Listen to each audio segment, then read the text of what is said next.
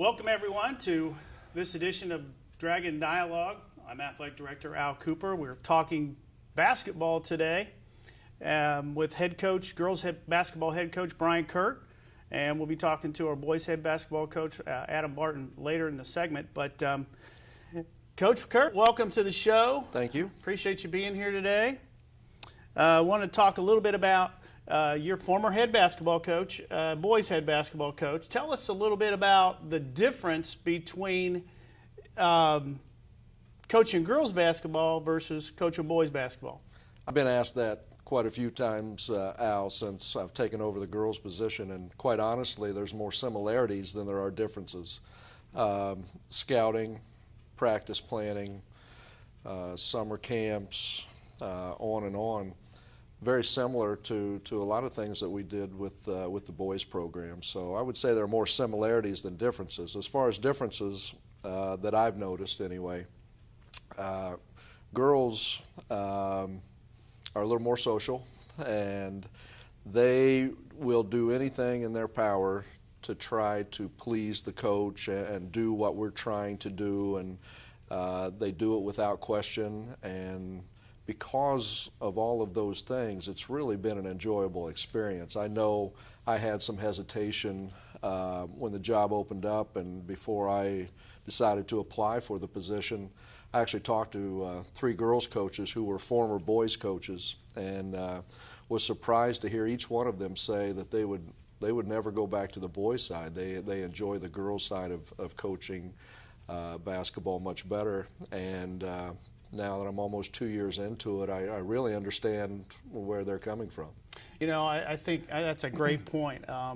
You know, I too coached girls basketball for many years, and that's the one thing I did enjoy about coaching girls is they really stuck to trying to develop game plans and preparation and things of that nature. Really willing to learn, yeah, and do whatever you ask, and they're like sponges. They want to improve and do what our coaching staff has asked of them.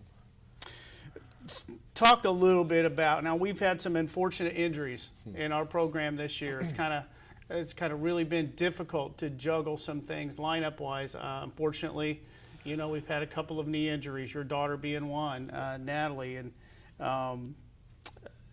talk about the injuries that we've had to kind of overcome as a team. It's really caused us as a coaching staff and as a program to kind of change our direction. We had a great summer, and we kind of go into the season thinking we have 8 girls with varsity experience, and we're going to be able to maybe press and pick up tempo and get some easy baskets from our press. And then all of a sudden, in a very short amount of time, we have Haley Gehring go down with a second ACL, right. Very same knee that she had injured last year. She's out for the season, and she, was our point guard and had some quickness. And then my daughter tears her ACL, and really our last workout of the summer. And she was our second. That was in July. That correct? Was yes, and she was our second leading scorer, second leading rebounder, kind of a lockdown defender for us. So suddenly we lose 2 pretty good athletes. Right. And now our makeup of our team, it was just totally different. So as a coaching staff, we had to decide how are we going to try to overcome these injuries, keep our kids that we have. Now we have 6 kids with any varsity experience at all. We're going to have to develop some depth. We had to look at playing maybe at a little different pace. And right. We've decided because of those injuries, we've had to slow things down a little bit, be very patient on offense, make the other team really work on that end of the floor. And our kids have adapted to that, really very well at this point in the season. And we have picked up some depth. Some girls that hadn't played before are now giving us pretty valuable minutes. Emma Grable comes in as a freshman and never thought probably that she would be playing varsity basketball, and has given us valuable minutes. And now as we kind of head on to the end of the season, my daughter is now getting a few minutes here and there as her knees starting to become slowly but surely get healthy. She's still moving a little slower than I think she would like her, to be moving, but she does give us some valuable minutes. So suddenly, because of our injuries early, I think down the road here, it's actually going to help us Right. as far as we've been able to develop some depth. Well, it's interesting to see Natalie's return, because I know how much she wants to be out there and how difficult it's been for you and even obviously your family as a coach. But talk a little bit about the leadership the seniors, Emma Laughlin and Gia Nitschke have given you in stepping up in roles, because they've had to step up and make a big difference in terms of balancing what you lose with Natalie scoring and rebounding and defense. Yeah, and those two young ladies have really been key for us this season. And I can remember taking over the job, and the program was a little bit in disarray, if you will, and Emma was going to be a key contributor, I saw, in a couple years. And the first thing she does is come to me and say, "Coach, I don't think I want to play." All of a sudden, I'm thrown for a loop. Yeah. And we had a little discussion, and since then she has obviously decided to play, and is Right. very glad. She's told me she's really happy that she made that decision. She's our leader on the floor as far as ball handling and getting people in the right places.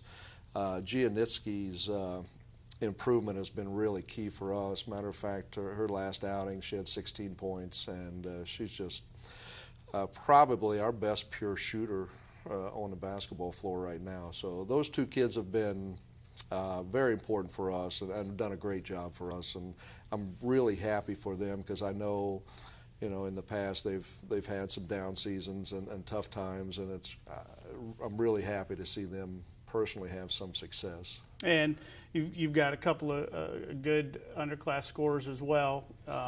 Haley Stratman, great three-point shooter, has really stepped up, and Reagan McMurray, leading scorer. I'll start with Haley, because that's a young lady that I think her freshman year she stood on the three-point line and was very, very good at shooting threes, still is. Mm-hmm. But she's started to expand her game a little bit. She has some length, and she can rebound, and she can get some putbacks, some things that I don't think she realized that she could do. Because teams started to scout her Right. on that three-point arc, and it was Get getting up on her a tougher little and bit. tougher for her to get her shot off from that distance. So she's expanded her game, and I think that's helped all of us. And then Reagan McMurray I think she has a chance to be a really special player for us in the future. And Carly Hackler has Our stepped post up play, and done some Carly great things for you. Hackler, from day one has done great things, and she's also a girl that, even though she's a post player, she can take her game on the outside and make it tough for other teams. And Caitlin Keel is another post player for us who's playing well. When we return on Dragon Dialogue, we'll be talking with head coach Adam Barton. Don't go away.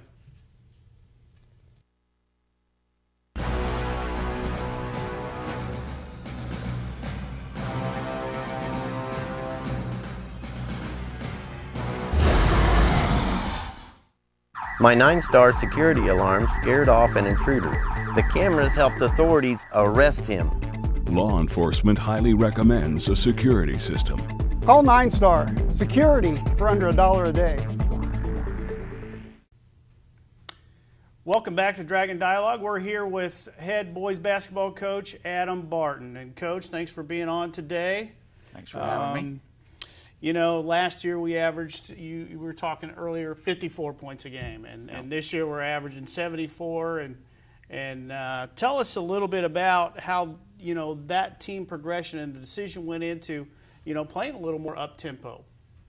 Well, usually we have a big post player in the middle of the court that we kind of move everything around and throw post-entry passes to. And what we looked at last spring break was we didn't have that big guy in the middle anymore. But what we had was a lot of kids who could get up and down the court and hit three-point shots.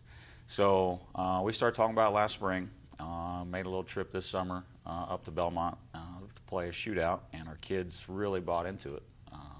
There were times our coaching staff kind of questioned whether it was going to be something, because for for 9 years now, we've done the same thing in the half court. So to make that change, to play at that pace, was a big adjustment for our coaching staff, but our kids kind of kept pushing us in that direction. They've enjoyed it then? I mean, they seem yes. to be having a lot of fun. They love it. And there'll be times, in practice where we slow things down and the kids start, maybe getting a little lazy and pushing the ball, and we're like, hey, we can run half-court sets, and we can go back to running plays and walk it up every time, and they pick up the pace pretty quickly after that. What kind of practice modifications have you had to make in terms of, obviously it is a big adjustment. You said it's been a change for your coaching staff. Practice changes. I mean, I've noticed some things in practice. Yep. Tell us a little bit about how that's changed. Just a different flow to our practice than what there was before because of the pace that we need to play. And we try not to use running this year as a punishment.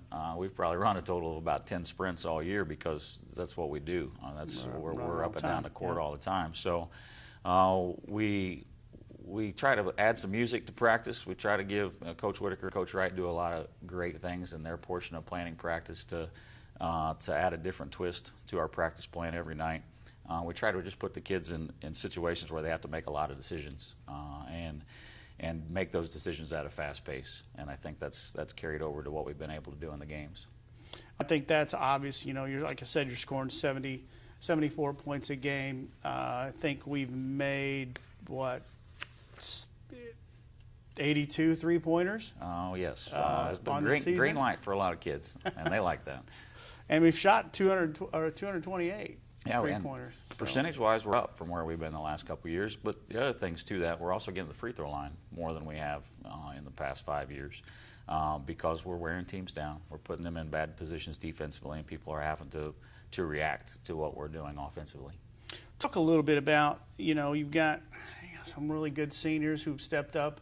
Talk a little bit about your roster in terms of, how first of all, our seniors, what they've been able to contribute.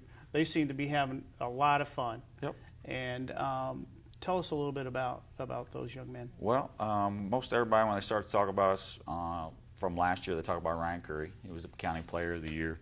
And a lot of what we did last year went through him. And Ryan's continuing to play well, averaging 20-plus points a game, shooting the ball well from the perimeter, but also being able to attack the basket with his added strength. And that's really opened things up for Kevin Riley, who can also shoot it from the perimeter and is an amazing athlete. And I think scouting reports early in the year were really focused on what Ryan could do. And now Kevin's kind of pulling things out on the three side of the floor and really stretching the floor for teams.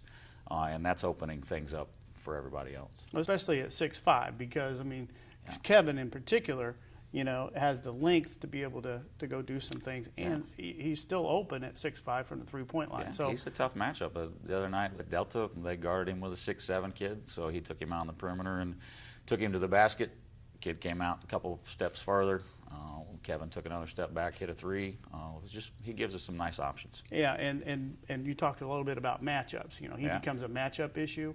Yeah. You've got some experience back at the guard with Duke Blackwell, who played some point for you last year a little bit, and then you've really had Caleb Vanderwall step up and fill in some minutes because Duke was out late for football. Yep. So we've had a nice little platoon system in the first half of most games, and Duke and Caleb will each have a group that they work with, and they both do a really nice job. Our assist turnover ratio is as high as it's ever been. We're playing at a faster pace, but people are saying you're turning over 14 or 15 times a game, but we're getting 70 to 80 possessions a game. So that's not that's pretty good value. It's good value for what we're getting out of each possession. Right. You talk a little bit about platooning, depth. A lot of kids. Yeah. We've played almost every kid on our roster, at the varsity roster, in almost every game. I would suspect. Oh, yeah. So we play 10 or 11 kids every game, and especially early in the season, we really saw that wear on teams in the second half. And we saw teams that play 5 or 6 kids, especially teams with a bigger post player that we don't have. We were able to run them off the floor, and that was one of the concepts that we talked about last spring was how can we use this speed to our advantage against bigger teams. And that's, I think, coming up, it bodes well. It already has been proven in our 8-2 start, 3-0 in the conference. big games coming, double weekends coming. Oh, yeah. 5 out of the last 7 are double weekends, and difficult teams. Talk a little bit about probably our biggest game of the year coming up against Pendleton Heights. Oh yeah, and I'd like to thank our athletic director for our double weekends. Well, It's very sorry nice. about that. It's very nice of him. Big weekend coming up this weekend with Pendleton Heights, who's been one of the top teams in our conference for years, and then a new team on our schedule, Tri-West, who's if we're scoring 74 a game, they're scoring 84 a game probably right now. So I understand you encourage your athletic director to schedule that yeah, team. I believe so. I will take credit for that one.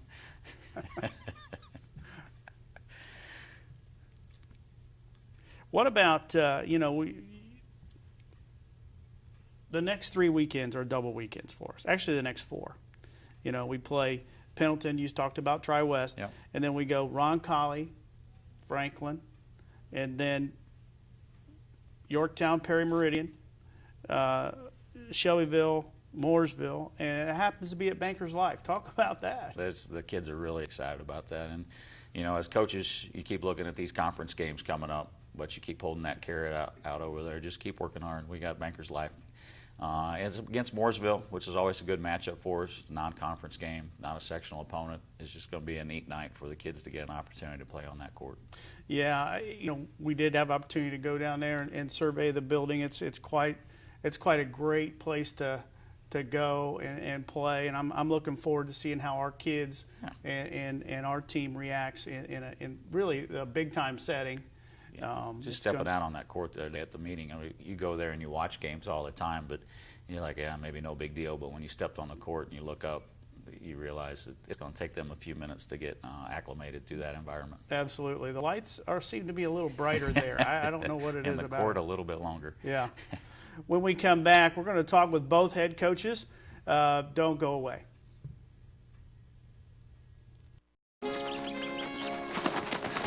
I can't believe we broke Old Man Hennessy's window. Correction, dude.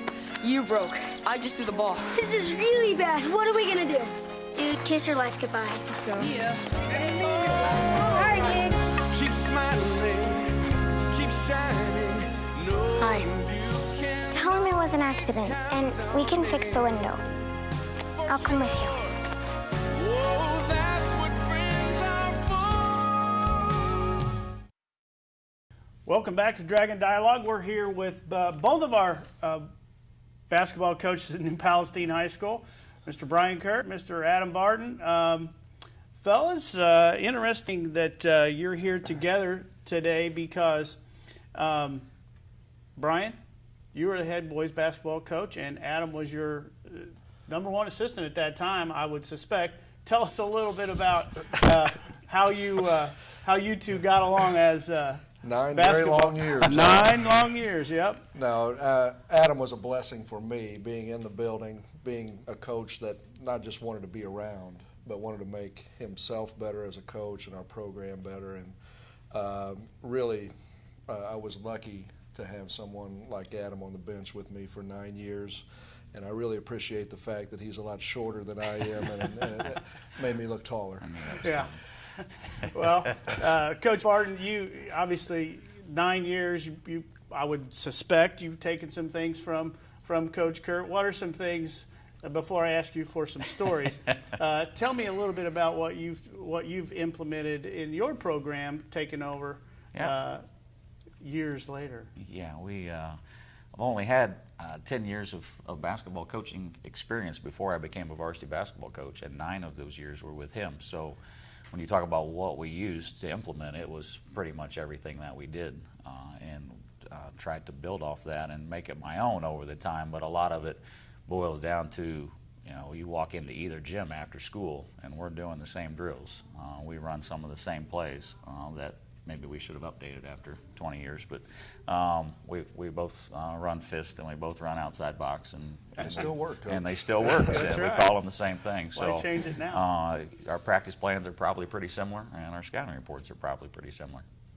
Well, one of the things I know from my standpoint as an athletic director, how significant it is to have teachers and quality people running our basketball programs. And I think the two of you are exemplary in terms of not only as teachers in our corporation and in our high school, but as basketball coaches and first-class people on a sideline. I think you know, when you talk about being consistent and having a consistent approach in basketball, I think the two of you have given our basketball programs exactly that for the last 15, 20 years. So to me, that's very much a key to the successes that you've had. Thanks. I think a big part of that is our coaching staff. If you look at the Very people consistent, yes. that we have with Coach Whitaker and Coach Wright and Coach Large, they were with both of us all the way through. And they're in the building, and you know they are some of the best teachers in our corporation. So it carries over, and our kids see that in the classroom all day long, and they see that on the basketball court. Absolutely. And our jobs are much easier, Al, and you don't give yourself enough credit when you have great leadership in our building. And we have, in my estimation, one of the best ADs in the state of Indiana. We appreciate what you do. I'm still learning, that's for sure.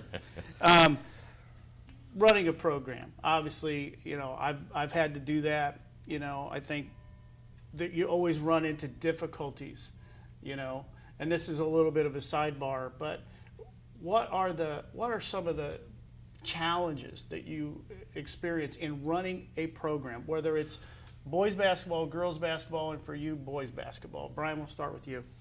I think number one, it's a time.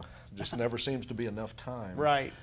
Never seemed to be enough time to scout or practice plan, and unless you've been a varsity coach, I don't think, and I know Coach Barton does a great job, but practice planning, you know, there are times we may spend an hour or two trying to plan a practice, and most people don't realize that. And then, you know, last night we were both out scouting, so, you know, it's a very time-consuming process.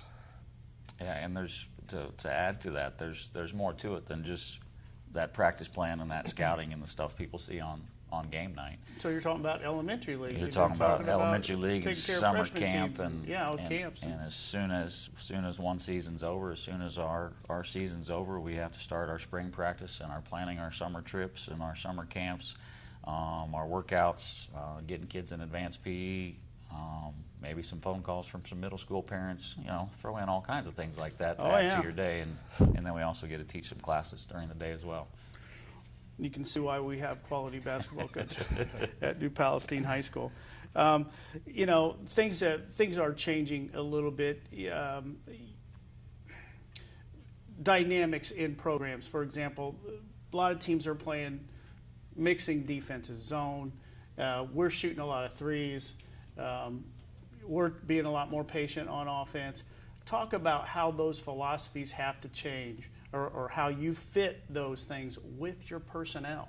I mean, Brian, you said we have to play slower in girls basketball just because we've had to adjust because of injuries. Mm-hmm. Is that something that coaches are constantly? I think it's a year-to-year, almost a game-to-game thing that we have to deal with.